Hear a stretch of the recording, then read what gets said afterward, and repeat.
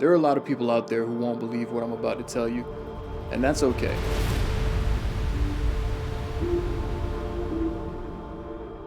My job isn't to make you believe that what we go through is real. My job is to capture evidence, and capturing evidence on camera that can be used as proof that there's something else out there is all we ever aim to do.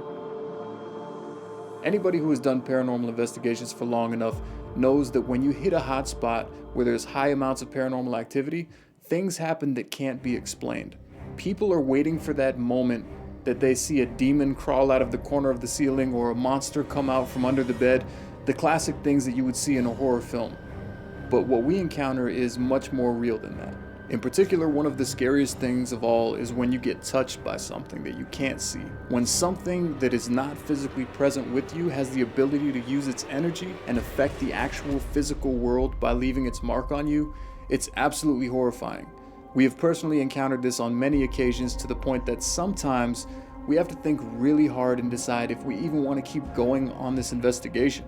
A lot of people might not know this, but the reason I ended up getting this cross tattooed on my neck is because I've had something physically moving the necklace that I used to wear, and in my mind at the time I thought maybe it was trying to take it off so that it could do more to harm me. Something about having this cross on my neck felt comforting at the time, and that comfort was quickly stripped away when we did an investigation on one of the most haunted prisons in the United States.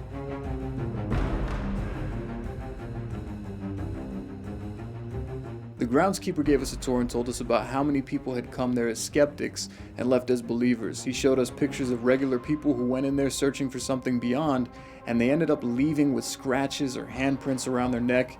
What we do in Hunting Purgatory is a little bit different from your regular paranormal investigations. We try to take it a step farther, and a lot of shows are extremely cautious when it comes to pushing the boundaries and possibly upsetting the spirits. They know as well as we do that when you push those boundaries, sometimes you're putting yourself in danger and at risk. You're at risk of bodily harm being done to you, the possibility of being possessed by an entity, or even becoming gravely ill.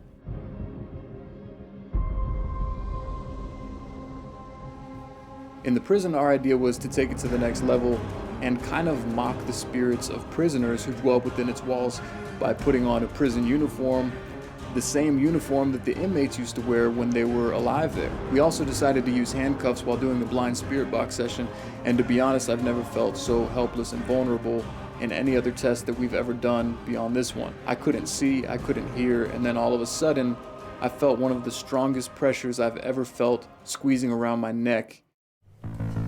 If there's any entity present with us in this room or near Casey, just speak to the spirit box and Casey will tell us what you're saying. Nothing. It's Noble. Stand up. Hey!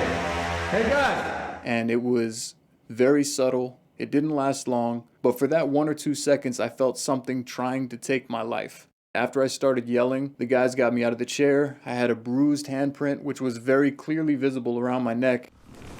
Holy shit, dude. Look at this shit on my behind, dude. camera, Let me see. What's it look like? Oh, yeah, bro. What's it look like? Motherfucking fingers. Like someone reached behind your back and just wrapped their hands around your neck. I've read the comments on our videos. I've seen what the naysayers have to say. Some people say it was special effects. A makeup team must have done it. Some people say, oh, but he didn't have the neck tattoo during the investigation. I got this tattoo a few weeks after the investigation, and we do our afterthoughts sometimes a month or so after the actual investigation took place. We have our research team combing through footage. We want to see everything captured before even talking about what happened. So like I said, it's not my job to make you believe in what we experience, but I will tell you this, there was no makeup artist on the spot. There was no special effects added, and the bruise on my neck was real.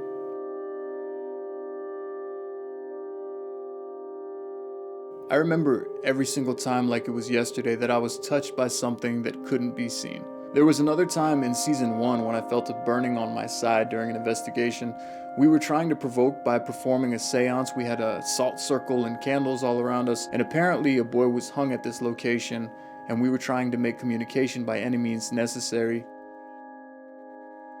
Towards the end, I just felt this intense heat on my side. It felt like someone just poured hot water down my side, and when I lifted my shirt, you could visibly see something had scratched me. I was wearing a jacket most of the time on this location, and we weren't walking through heavy brush or branches that could have scratched me. There was literally no explanation to how I could have obtained these claw marks down my side, and it was a truly horrifying experience. We have come across many witnesses who have experienced similar things, and even Tanner and Colton have gotten attacked while we're on investigations. The last episode we aired literally almost made Tanner quit the show. Tanner is a great partner to have with me on these investigations. He's right with me every step of the way. He wants evidence just as much as I do, and anytime something goes wrong, whether that's walking through snake-infested waters at midnight, canoeing through alligator-infested swamps, I know that when shit hits the fan, these guys are gonna have me covered, and it goes both ways. But when we were investigating the hunting lodge, he was attacked in such an aggressive manner that it literally looks like something out of the movies. So if we don't get anything on the yes, no's, I'm thinking to myself, like, maybe we just wrap it up and call it a night, honestly. Dude, you good? Dude. Shit, what the fuck? What the fuck? Yo. Oh, no, fuck. Something tripped him, and even after he fell, he got pulled across an entire living room almost at light speed. It left him so disoriented. I think it literally made him rethink everything that we've ever done. Where's Tanner? Yo.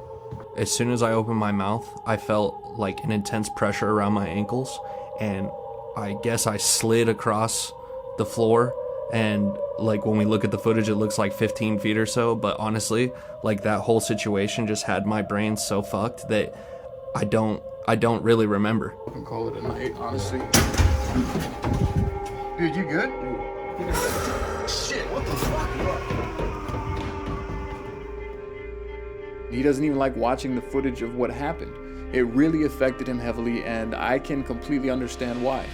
So before you think, oh, he can't handle it, or oh, that's your jobs, our job is not to be attacked or harmed. We put ourselves at risk by going to the dark side on investigations, and we're aware of the possibilities that can occur, but we can never be prepared or expect what actually happens to us. And that time was a lot. Tanner was actually touched another time in his sleep by something. We did an investigation on the Queen of Voodoo in New Orleans, and we ended up camping outdoors at a place we were informed rituals used to occur at.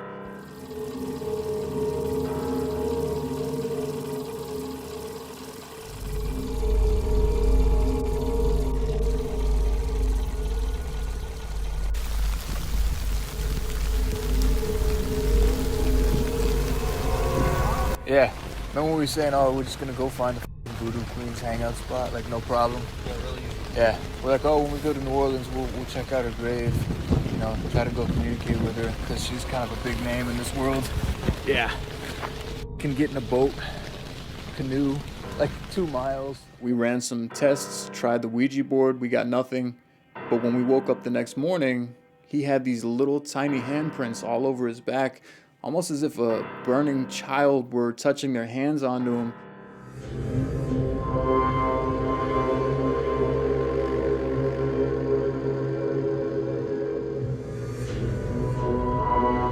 Dude, you got all over your back. No, I mean, like, it looks like bug bites or something. Dude, that looks like a handprint on you, for real.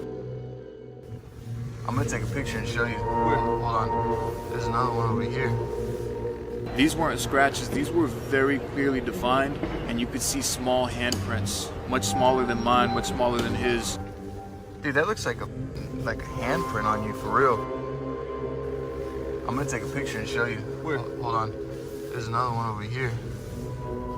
That's f***ing crazy, dude. They were like little kids' hands. They were too small to be an adult, and they were their handprints.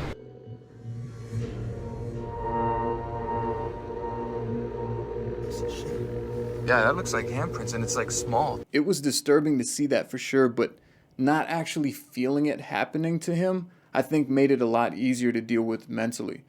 And that same morning, I felt extremely ill. I feel sick. Like your stomach's up. No, you're straight.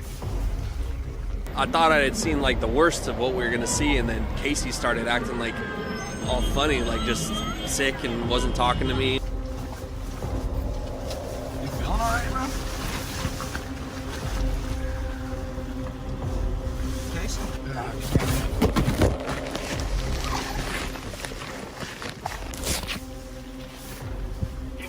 You good, bro?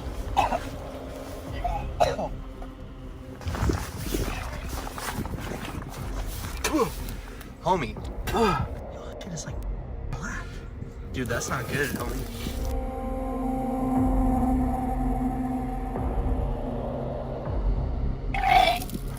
Dude.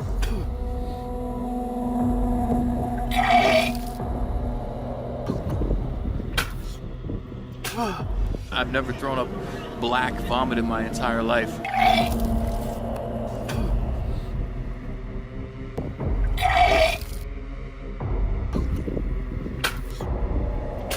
I do believe that whatever had touched Tanner had affected me. I've never vomited straight black my entire life. It's not normal. And this being at a ritual site of voodoo, handprints on Tanner's back, me falling ill, I believe that that was a response to us provoking and using black magic, such as the Ouija board, to try and communicate. Colton doesn't even like putting his hands on the Ouija board.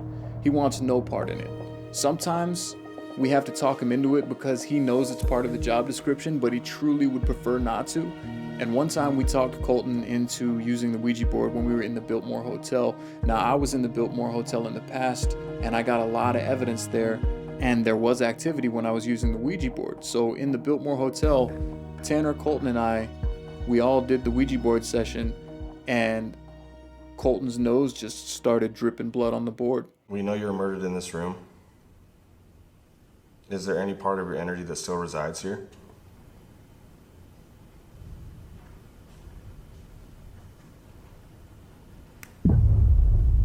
What the fuck? Yo, your fucking nose is bleeding.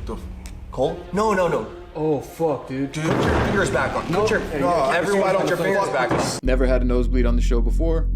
Uses the Ouija board. Nose is bleeding. How do you explain stuff like that?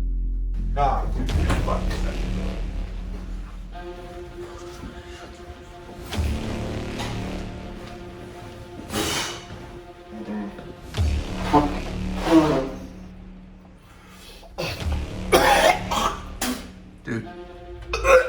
You alright, bro? No, dude. It's definitely a different type of lifestyle, and we're all on board to keep moving forward with what we're doing. So we will see you guys on our next investigation. Thank you for following us and supporting us. All of our Patreons, you guys mean so much because you make it possible for us to hit these locations and investigations that we normally wouldn't be able to afford because we are a self-funded channel. But thank you for tuning in, and we will continue trying to bring you guys the truth.